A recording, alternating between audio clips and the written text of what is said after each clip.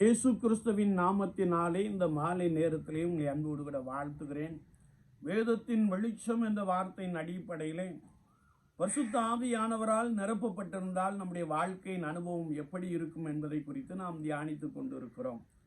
கடந்த விசை நாம் தியானித்த பொழுது வீடுகள் தோறும் அப்பம் விட்டு மகிழ்ச்சியோடும் கபடமில்லாத இருதயத்தோடும் போஜனம் பண்ணினார்கள் என்பதை குறித்து நாம் தியானித்தோம். இந்த நாளிலும் நாம் தியானிக்கின்ற பொழுது ரோமாபுரியார்கள் நிருபம் 14ஆம் அதிகாரம் 17ஆம் வசனத்தை நாம் வாசிக்கின்ற போது, தேவனுடைய ராஜ்யம் புசிப்பும் குடிப்பும் அல்ல, அது நீதியும் சமாதானமும் பரிசுத்த ஆவியினால் உண்டாகும் சந்தோஷமாய் இருக்கிறது என்பதை குறித்து நாம் வாசிக்க முடியும்.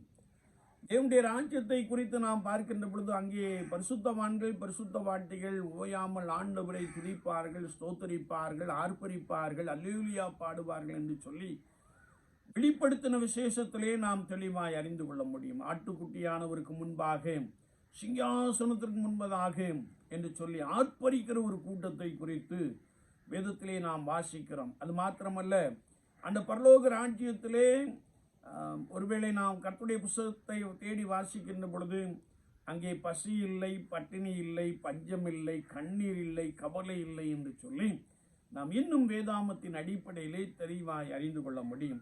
எனவேதான் இங்கே கர்த்தருடைய வார்த்தை சொல்லுகிறது, தேவனுடைய ராஜ்யம் புசிப்பும் குடிப்பும் அல்ல, அது நீதியும் சமாதானமும் பரிசுத்த ஆவியினால் உண்டாகும் சந்தோஷம் என்று வசனம் நமக்கு தெளிவாய் கற்றுக் கொடுக்கிறது. அப்படி என்றால் தேவனுடைய ராஜ்யத்திற்கேற்ற ஒரு வாழ்க்கை நான் வாழுகின்ற இந்த பூமியிலே காணப்பட வேண்டும். ஒருவேளை தேவனுடைய ராஜ்யம் எப்படி பரிசுத்த ஆவியினால் உண்டாகும் சந்தோஷத்தினால் காணப்படுகிறதோ, அப்படியே நம்முடைய குடும்ப வாழ்க்கை, நம்முடைய திருச்சபையின் வாழ்க்கையின் அனுபவம், நம்முடைய கிராமத்தின் வாழ்க்கையின் அனுபவம் பரலோக ராஜ்யத்திற்கு ஒத்த ஒரு அனுபவமாக இருக்க வேண்டும் என்பதை குறித்து நாம் பரிசுத்த வாக்கியத்திலே மிக தெளிவாக அறிந்து கொள்ள முடியும். எனவே உலக வாழ்க்கையிலே நாம் எப்பொழுதும் சந்தோஷமாக இருக்க பழகிக் கொள்ளுவோம். கூடுமான மட்டும் எல்லாரோடு கூட சமாதானமாய் வாழுவோம்.